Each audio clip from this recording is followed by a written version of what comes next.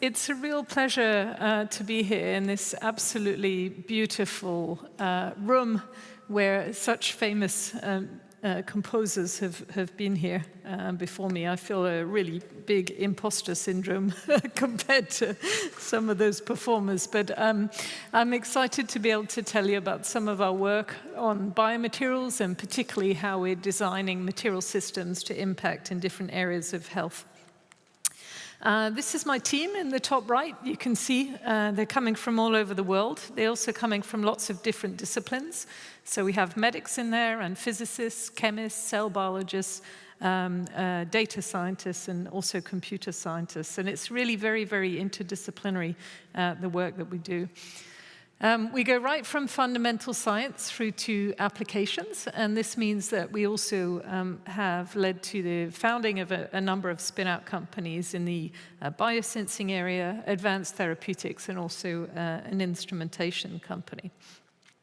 So we started off at Imperial 20 years ago as an independent lab. This is our labs we were in until 3 weeks ago. Actually, you can see we pretty much drew all over them, and so but we've left them now and moved to Oxford University. But this was a really creative place for us to have this interaction between many different scientists.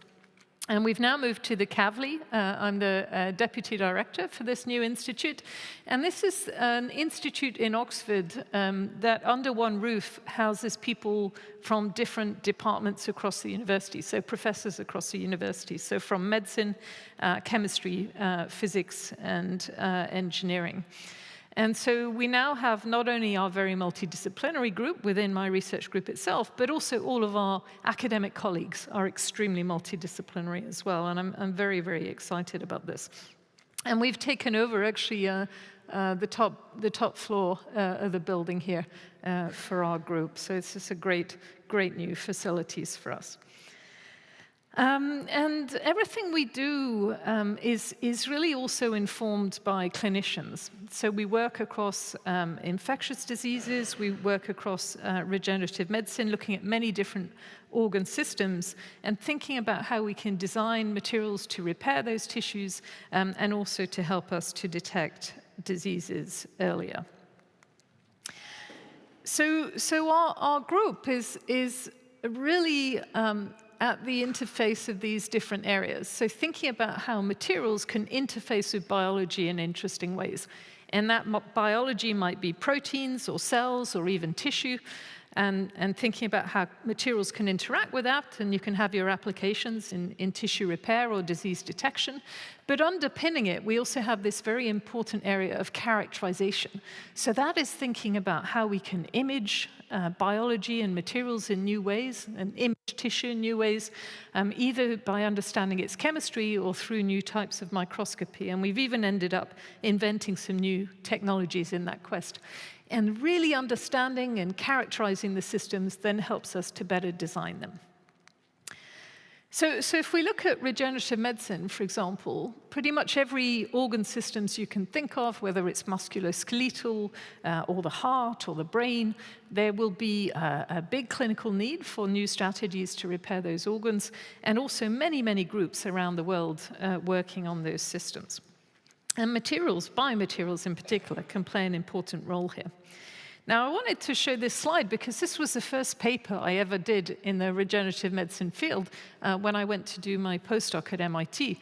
And I was coming in as a biophysicist. I'd been studying single molecule biomechanics for my PhD. And I didn't know that much about biomaterials. And I ended up developing actually a very simple biomaterial. It didn't even contain any growth factors or anything. But we used it in a really clever way. And what we did was to inject this biomaterial that you could inject as a liquid, and we injected it under this layer of tissue called the periosteum, which is on the outside of all of our long bones. And when you inject it underneath, within just a few seconds, it could cross-link and create a rigid gel that would lift up the periosteum and create this artificial space. And then many stem cells would proliferate and lots of new bone would form that you could harvest elsewhere, not using tweezers. This is just the artist's idea. But you could harvest, you don't harvest bone like this, for sure. Harvest the bone and use it elsewhere. And so the idea here was this is some in vivo data. You can see the bone marrow in the middle, the original bone, and then where those two red arrows are, that's where the leg would normally end. And then everything to the left of that is new bone that had grown inside this cavity. And it's really well organized. You can see here all the blood vessels or Haversian systems organized like normal bone because you've got the right mechanical influences on the bone as it develops. And actually that demarcation line acts as a slight point of weakness. So you can harvest that bone off, and then the periosteum regenerates, and you can use it elsewhere in the body. And that worked with this very simple material. It was something called a calcium alginate gel, and that was enough in that particular scenario because all the information from the body and the stem cells and everything were in the right place. But simple biomaterials don't always work, and so we need to often think about how we can bring in more complexity so that the material, when it encounters the cells, can give it enough information for the cells to make the right kind of tissue. So this is something we think of a lot in our lab. How do we get just the right balance of complexity? So make sure the cells can differentiate, form the right tissue, but also that that material is not so complex that you can't translate it to the clinic. And these are very interesting questions, and you can see here some of the academic perspectives that we've written about this. Now, the other thing that we know we need to do is to get a lot of advice in this process. If we're going to design materials to help repair the body and get them into patients, we're going to need a lot of help. So we set up this hub. It's called the UK Regenerative Medicine Programme Hub for Smart Materials. It brings together 11 different universities across the UK, and I've been serving as the director for this. And this is a hub where we develop materials to implant in the body. So those might be hydrogels, there might be 3D printed systems, there might be very advanced drug delivery systems or materials with special gradients that can bind to growth factors and interact with cells. But what we've done within this hub that's very unusual for an academic hub is we've also set up advisory panels that tell us about safety and immunology, and scale up and manufacturing, and all these things we're going to need to think about when we go to the clinic. And we also train all of our early career researchers in defining their target product profiles. So from day one, when they start the project, they think about what the material will look like when it finally gets to the clinic. And this has been really successful with a lot of different spin-outs coming out from the hub, and also planning for a number of clinical trials. So one of the other things we can do to help us design better materials is to understand native tissue structure better as well. So this was from quite a fundamental study, actually, that we published in Science with my colleague Roland Kroger, where we used electron microscopy to zoom in and understand the structure of bone much better at the nanoscale. So understand how the organic and inorganic components come together. And by doing this, we were able to redefine the levels of hierarchy within bone up to 12 orders of hierarchy, which is more than had ever been reported previously for bone. But that very fundamental study also gave us insight that we could then use to design new biomaterials that had that nanoscale organization of organic and inorganic components. So the fundamental understanding and characterization then leads to better design of an engineered system. You can also explore the cell-material interface. So this is a cell that we've patterned as a triangle. We weren't the first group to do this sort of patterning. Chris Chen and Don Ingberg and other groups had done this before. And what they had shown is that if you had these stem cells, in this case patterned as a triangle, they're more likely to become bone, whereas the same type of cell with the same surface area patterned instead as a circle, more likely to become fat. And I said to my mum, this is amazing, isn't it? The same surface area, but if it's a circle, it becomes fat, a fat-type cell. If it's a triangle, it becomes bone. And she said, no, it's really obvious, fat is always round.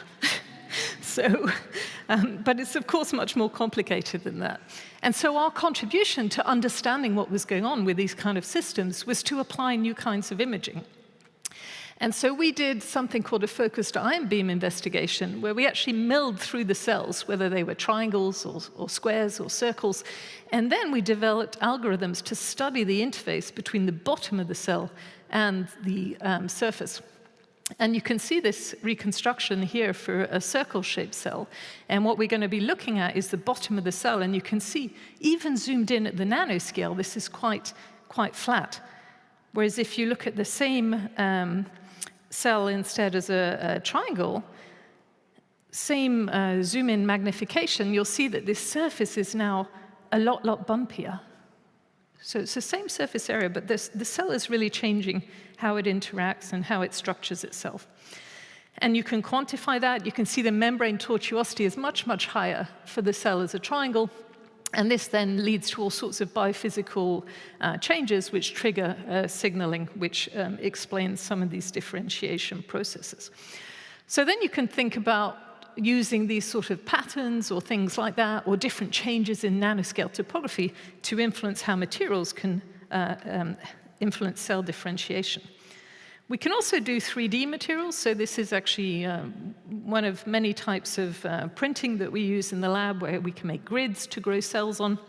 And I wanted to put this cell in here because this is actually collaboration with a colleague of ours that's based in Vienna, where we design these types of scaffolds in different ways to actually grow little brain organoids, which is Jürgen Noblich's area of research. And we find these patterned scaffolds that we can make can really guide the way that these organoids form and create guided luminogenesis. And you can see that here. But you can use these kind of scaffolds to really control the way you form organoids from many different types of tissues and make them in different types of ordered ways. And that can help you, for example, with drug screening, but also understanding developmental processes. We can also look at these organoids with different types of imaging. In this case, this is a technique that we developed in the lab called quantitative Ramonomics. And here we're doing chemical imaging, so this is false color, telling us about chemistry. You can see the nuclei here within the organoid. You can see here some lipid droplets in purple. And then what we have in blue is actually drug that's being metabolized. So you're now actually able to feed drugs to these organoids and track in real time, if you want, where these things have been metabolized and how they distribute. Okay, so I'm going to talk a little bit about ways of getting things into cells as well, and thinking about how we can use drug delivery in different interesting ways. And this is a schematic from an overview paper where we look at physical triggers. And that can mean lots of different things. So we might use light as a physical trigger. We might use something like ultrasound or also heat. But we can also use mechanical interfaces, so thinking about how you can control surfaces to interact with cells in different ways, such as, for example, micro and nanoneedles. And this is a picture of some platform of very small needles that we develop in the lab. You can make them from different types of materials. And this is a single stem cell on the surface. So you can see they're really small because you can fit many tens of these per single cell, and you can use those for different types of applications. So for example, you can use them to deliver things into cells, you can use them to measure things happening within cells, and you can even use them to stimulate different mechanotransduction pathways within cells or bioelectronic applications. And these are areas that we do a lot of work in. You can see here one of the cells on the surface of the needles, and in a second we'll see the reconstruction with the nucleus here in blue. And what's kind of interesting is that the needles go very close to the nucleus, but they don't penetrate it. The nucleus will move out the way, which is almost certainly a cell preservation effect. But actually the interface between the needle and the cell is interesting. This is just a cross-section, which is why it looks a little bit wiggly. but you can make these needles with this kind of nanoporous architecture. So they're a bit like a sponge, which means you can load things into them, and that will then release into the cell, and you can also use them to measure things happening within the cell. And in this study here by my student, Sahana Gopal, she was able to image the interface between the needles and cells, and actually found the cell membrane is still there, but it has an increased number of invaginations. So these correspond to Catherine pits or caveoli. And you can see this is a reconstruction where we're just looking at invaginations on the membrane in red here on the needles. So you can see that here. This is actually a much greater number of these if a cell's on a nanoneedle than on a flat surface.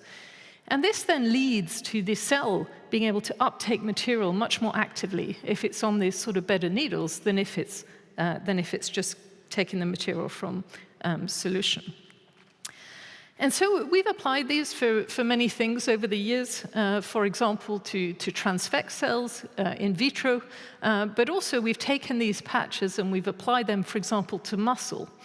And what we did there was to load the needles up with VEGF165 plasmid DNA. So that's plasmid DNA encoding for vascular endothelial growth factor.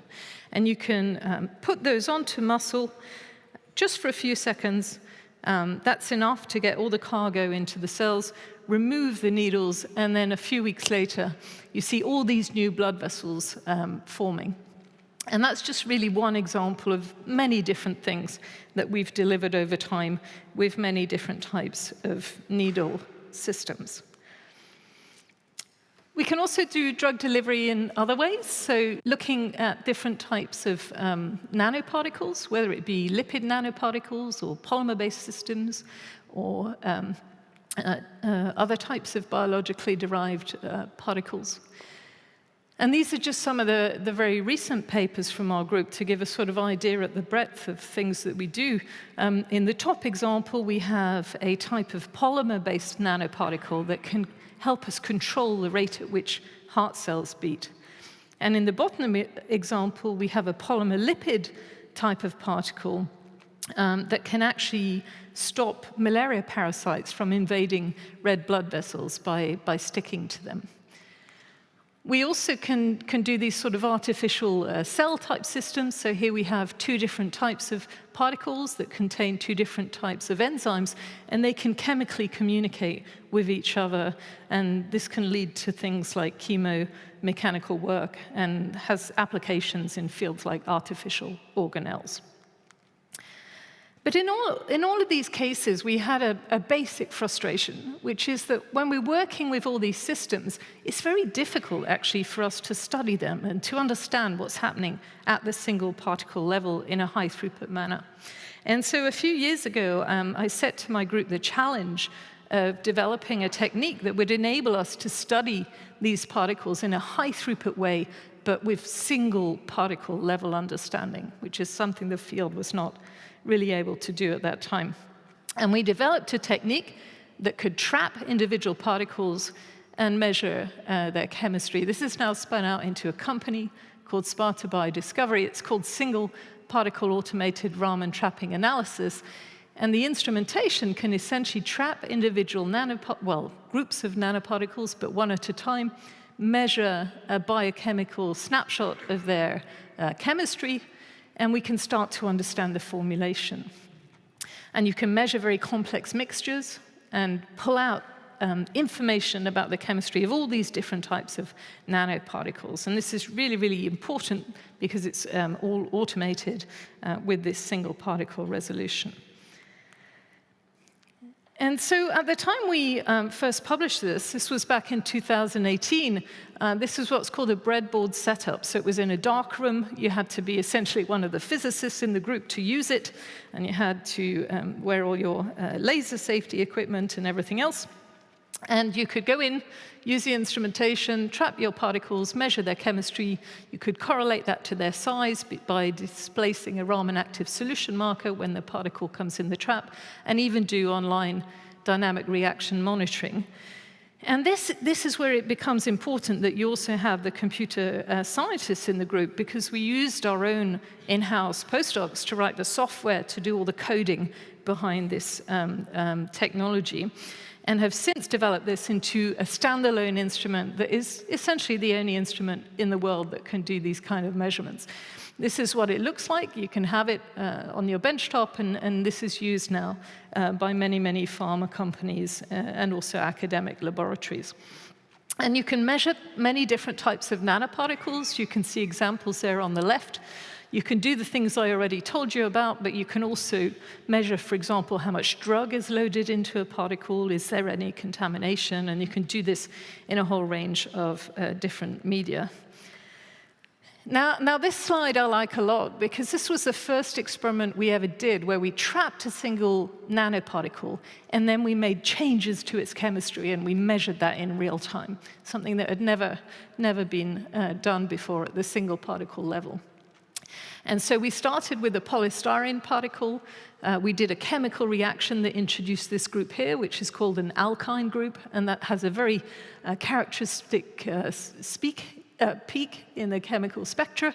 And then we did a secondary reaction that converts that to a triazole. And you can measure here the triazole peak going up as the alkyne peak goes down. And so real-time measurement of chemistry on a tiny, tiny nanoparticle. I mean, these particles are very, very small. You can also look at vesicles budding off from cells. So these are called exosomes. All cells, or at least most cells, release these, and they have a lot of information about the cells. And then you can do this type of analysis where you now take your Raman spectra, but you present it as a heat map that tells you about differences in chemical signature. And you can look at exosomes from lots of different types of cancer cells and distinguish with very high specificity between the cell of origin. A final example for Sparta is where we can use this to study particles called lipid nanoparticles. These are receiving a lot of interest now because a couple of the successful vaccines use these. And we still don't know quite how to design them in the best possible way, so Sparta can help us study those. And it can also study their interaction with enzymes like phospholipase D that might be present in disease. And you can do both compositional analysis and also dynamic reaction monitoring, where you can look at these enzymes actually, phospholipase D enzymes actually cleave off the head groups in real time on these particles. And that's important to then help us with better rational design of new nanoparticle-based systems. So I wanted to show this image here because this is actually, this is not from our group, this is data from a published paper about a product that's been on the market for a long time now. So this is Lupron Depot, launched back in 1989. And if you zoom in and you look at an individual particle, it looks pretty good. But if you look at actually the population as a whole, you can see this is a really heterogeneous formulation. And this is a polymer-based product with a number of applications in cancer and uterine fibroids and so on. And so this is a traditional, what's called a traditional drug delivery system. So we're moving to next generation drug delivery systems that on the surface might look a little bit similar, but actually we're using in-house developed bioinks. So we can print these types of things with very, very high resolution and really state-of-the-art printing, as you can see here. And you can make them in all sorts of different conformations. We're looking here at a sort of zoom through of one of these particles. And you can print not only the particles, but you can also print, in this case, what we've called a microfluidic loading system that you can use to then fill individual particles in a very, very robust and accurate way. So the particles here are in orange. The microfluidic filling system is in blue, and then we have a very easy way of sealing these particles after we fill them. So what you'll see here is the filling system, and then our little particles filling up here. And this video is even nicer, I think, where you can see them from the side filling up in a very, very accurate way. And then, having managed to make these accurately, fill them accurately with interesting cargo, we thought about how could we make them do on-demand drug delivery. So I asked my student to take some inspiration from nature, and he came back and said, well, look, the puffball fungus releases its cargo when it comes in contact with just a drop of water. You get all these spores released. It's really dramatic. Let's do something similar with these little particles. And so what we did is take inspiration from this biological system, and now we sealed the top of our little particles with a special polymer that is responsive to near-infrared light. And what happens is when you shine near-infrared light at that sealing layer, it selectively melts and makes this transiently permeable so your drugs can come out. And you can have different types of shapes to the covers of these things. And he ended up showing that what you can do is you can essentially shine this particular wavelength of light at these particles. They'll release cargo, then you can stop, you can shine again, and shine again, and shine again, and essentially get a pulsatile release of cargo. And we've been working with the Gates Foundation on slightly different projects around the area of pulsatile vaccines. Okay, I'm going to tell you a little bit now about this different area of disease detection, which is also really important. And it's important because it applies to pretty much every disease you can think of, whether you want to be detecting cancer earlier or heart failure earlier, antimicrobial resistance, or even a viral infection. Being able to detect any of those earlier and easier is going to really potentially save a lot of lives. And we're going to be using nanoparticles again, so nanotechnology. And nanoparticles have been around a long time. This is a Lycurgus cup from the 4th century AD. You can go and see it in the British Museum in London. And this is a cup where if you shine a light inside it, it looks red. If you shine a light at it, it looks green. And that's because that cup has got within its walls very small gold nanoparticles. And when they're down at the nanoscale, they interact with light in interesting ways. And just to make sure everyone sort of can visualize really what the nanoscale is, try and imagine the size of the sun shrinking to a football, and then that football shrinking by the same amount again. That's the kind of getting you to the size scale we're talking about, so very, very small. And our speciality has been developing different types of nanoparticles from different types of materials, so from catalytic materials, for example. I'll tell you a little bit about those. And also from polymer-based materials, and then functionalizing the surface so it interacts with biology in interesting ways. And in all of our work, we also collaborate with Professor Jarowski's group to do the sort of molecular dynamics simulations that you can see on the right there. And that really helps us understand what's happening at the surface of the nanoparticles. This is a schematic of the type of functionalization you could do on the surface of a nanoparticle to help you in a biosensing quest. So, for example, we can functionalize the surface of nanoparticles with peptides that might respond to different enzymes, or that could be recognized. For example, here, if they were phosphorylated, we can detect different types of proteins on the surface, or even nucleic acid, or small molecules. You can do lots and lots of things. It's really a sort of infinite palette of things that you can play with when you think about functionalizing nanoparticles. And actually understanding that surface functionalization, how you characterize it, how you apply it, is something really important. We've done lots of work with enzyme detection in our group, so looking at everything from proteases to kinases, acetyltransferases, phospholipases, lots of different enzymes, lots of different proteins, and also nucleic acids. I'll show you this test here, which is one that we developed where the urine turns blue if you have an early cancer. And this is because it's a test that can detect these enzymes called proteases that will cleave through peptide bonds. And we use very, very tiny gold nanoparticles that end up in the urine. And I'll show you how this works. So the sensor itself is shown in the top left there. You have a protein core shown in purple here. And then attached to that, you have 4 little peptides that can bind to it through something called a biotin group. And then on the end of each peptide, you have little gold nanoclusters, very tiny, only 2 nanometers in diameter. And that whole system, when it's assembled, is 11 nanometers. And that 11 nanometers is too big to go out through the kidney. So if you have this, eject this into the body, and then you have a tumor that's going to release a protease, in this case a matrix metalloprotease 9, that can cleave through specifically through those chains and release these little gold clusters.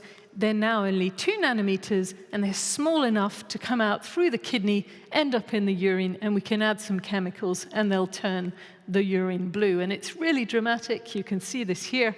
The mice, in this case, that have a model of colorectal cancer, the urine is all turning really this kind of dark greeny blue, whereas the healthy ones, it's staying yellow. We also can think about technologies that can be made at price points and in ways that would be really impactful for low and middle income countries. And this is important because infectious disease and many other diseases as well is very disproportionately affecting what we call the global south. And this is an area where engineering could have a huge impact and actually be really helpful in terms of helping with some of those disparities. Now, if you're interested in this area, we have written a paper around this area called mHealth, where you can think about using technology such as your mobile phones, not only for your web searches and social media, but also in the context of diagnostics and in helping to democratize access to diagnostics by helping you read the output from your diagnostic test. Now, this is really important because if you can get to read your tests out with a mobile phone, you can access many, many people, connect to many, many people, and you can really help with democratizing access to healthcare. So you can see from this graph here that there are a growing smartphone adoption across the world, and that includes in sub-Saharan Africa, so it's not just in the richer countries. And it's not just the number of phones that's growing, it's their capability. So you've all seen this yourselves, but like the ability to take better and better photographs. So that is continuously improving. And we looked at this data from Uganda, where we looked at patients that would either be able to access a healthcare center or would be able to access diagnostics in the field. And not surprisingly, if you can make diagnostics that could be read at the point of care without sophisticated equipment, read by mobile phone, you can access many, many more people. We set up this center a few years ago. This was well before the COVID pandemic. It's a center called iSense, where we look at infectious disease detection, both from tracking symptoms within a population. This is work led by a professor called Ingemar Cox. He works a lot with Google and Twitter. My part of the center is around ultrasensitive tests that can be read by a mobile phone, and then we look at integration into online care pathways. And within the context of iSense, our group developed this very, very special kind of nanoparticle. And this was a nanoparticle that had really fantastic biosensing capability. So if you think of your traditional COVID test that you will have all used that shows that red line, that is from small gold nanoparticles sticking at the test line. When they have an antibody that binds to one of the viral markers. Now that red line that you see is something that we hear can replace those gold nanoparticles by particles that also have gold at the core, but they have also an outer shell of porous platinum. And that gives them really, really interesting enzymatic-like activity, so they work a bit like horseradish peroxidase, but of course these are synthetic, very robust particles, and they produce this intense color change in the presence of chemicals by oxidizing this substrate called TMB. And actually that color change is so strong that it's about 100 times stronger than the change that you see with gold particles, which means you can detect molecules at 100 times lower concentration. We can functionalize the surface with different antibodies, for example, against the target that we're looking for. The first place we applied this back in 2018 was as a particle that could detect a protein called P24, which is on the viral capsid of HIV. And this became the first example of a test that could detect early HIV at the point of care in very, very early stages of infection. And you can see that here. This is the test before you amplify it, and then after amplification, because of those catalytic gold nanoparticles, we get right into this acute stage of P24 detection, which was, at the time we published this, unprecedented sensitivity for a point-of-care test. And this has now become a commercial technology called QuickZyme, which has now been made into a portable test that can be read by a mobile phone, but also is being applied to a number of different targets in oncology and cardiovascular diseases. We work a lot in Africa, so in KwaZulu-Natal, for example, for the HIV project, but also in Ghana and in Uganda for a number of different projects. This is a study where we took some tests out that could detect between 3 different strains of Ebola during the Gulu outbreak in Uganda, and we could do then this serological mapping. It was technology that was by a postdoc at the time. Well, she was my student at the time, Paulina Brangle. And when she finished her PhD, you can see this is back in 2018, she then actually, during the COVID pandemic, ended up going to WHO and being very involved in the serological surveillance that was done there. You know, from at the time of her PhD, this kind of analysis was of course, in its infancy. We can also apply those very interesting particles. We call them nanozymes. We can apply them to detect non-coding RNAs, so long non-coding RNAs, circular RNAs, and various other sequences. They are combined with Crispr-based diagnostics that many of you will have heard of. And this is actually what's called a inverse sensitivity assay. So in a negative sample, you have your CRISPR-Cas system and some small reporter molecules that can then bind our particles to the test line. You see a strong signal. In a positive sample, this can interact with a CRISPR-Cas-based system, bind to it, and then this will activate the cleavage of these reporter molecules, so these particles can no longer bind. This is a technology called CRISPR-Zyme. And you can see here how we apply this then to microRNAs, long non-coding RNAs, and also circular RNAs. And in particular, actually, it's been applied to real clinical applications here in identifying patients that have extensive myocardial infarction as they present to the emergency room. And it gives you a really cheap, fast test that doesn't need complicated or specialized equipment to run this. So this is the sort of thing you could potentially also use in decentralized settings.